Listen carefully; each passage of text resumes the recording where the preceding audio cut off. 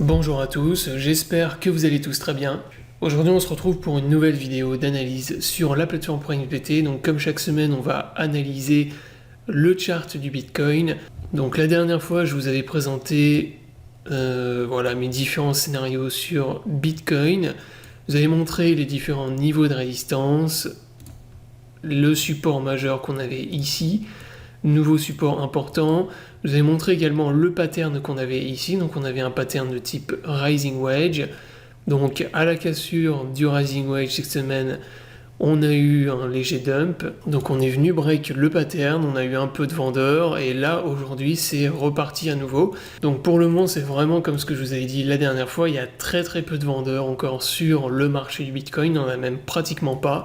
Vous voyez qu'à chaque baisse sur BTC, on est racheté à chaque fois de manière très rapide et impulsive. Donc pour l'instant, il n'y a toujours pas de vendeurs. Je m'attends toujours à Bitcoin qui va venir taper dans la zone en rouge ici. Donc je le rappelle, la résistance majeure des 50 000 $, entre 50 000 et 51 000 $. Donc c'est ici la zone de résistance la plus importante, là où on va voir si vraiment les vendeurs reprennent la main, ou bien si on va repartir dans un bull market. Donc mes deux scénarios sont toujours les mêmes, soit le scénario en vert, c'est-à-dire qu'on casse la zone de résistance, on repasse au-dessus, on a ensuite un retracement de toute la hausse qu'on a depuis le mois de juillet, depuis fin juillet, donc durant tout le mois d'août, retracement, consolidation, nouvelle zone d'accumulation, et ensuite cassure du range, break-up du range, on repart dans une tendance bull. Avec Bitcoin qui repart 80 000 $, voire 100 000 $. Donc à ce moment-là, si on repart dans un bull run, moi je viserais minimum 80 000 $ sur BTC. Deuxième scénario, donc scénario rouge, rejet du Bitcoin dans la résistance, et Bitcoin qui repart dans une tendance baissière. Donc à ce moment-là, ce serait un bull trap. Donc on aurait fait simplement un rebond technique et on repartirait dans un bear market. Pour le moment, en daily, on a toujours nos divergences baissières sur le RSI. Donc je le rappelle, double divergence baissière sur le RSI. Donc pour le moment, la divergence baissière, elle n'est toujours pas trigger, elle n'est pas purgée non plus. Donc si jamais on venait à la valider, pour moi, on repasserait au minimum sous les 40 000 $, c'est-à-dire qu'on réintégrerait l'ancien range qu'on avait ici, notre ancien range, et si on réintègre l'ancien range, on peut repartir dans un bear market.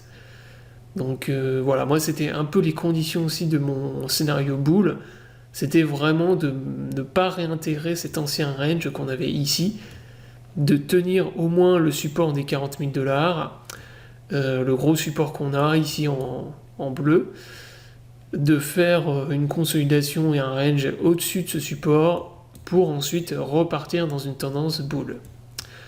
Voilà, si on réintègre l'ancien range, je dis on part pas forcément dans un bear market, mais en tout cas, voilà, il y a de fortes probabilités de valider un scénario de retournement de tendance. Voilà donc pour ce qui est de l'analyse en daily. Donc si on passe sur plus petit UT maintenant sur le H4, on voit que le Bitcoin il consolide dans un range, en fait, on est dans une consolidation horizontale suite à la cassure du pattern que je vous avais donné. Comme ça, donc le Rising Wedge.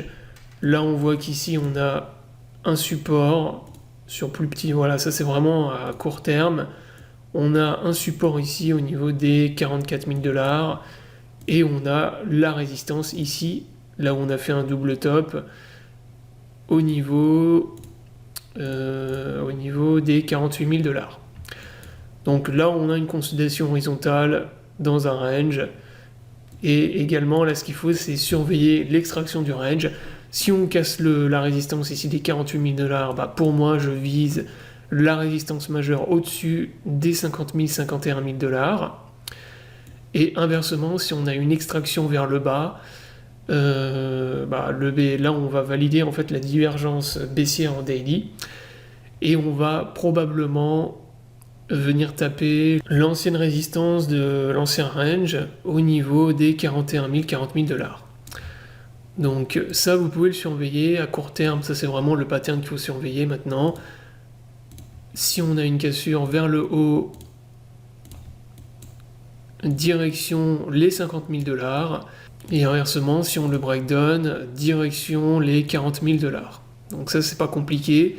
Voilà donc pour résumer les différents scénarios que je surveille, donc toujours à moyen terme et à court terme pour la semaine prochaine. J'espère que la vidéo vous aura plu. Je vous invite à vous abonner à la chaîne pour ne pas rater les prochaines vidéos. Je vous souhaite à tous une bonne journée et à bientôt pour une prochaine vidéo.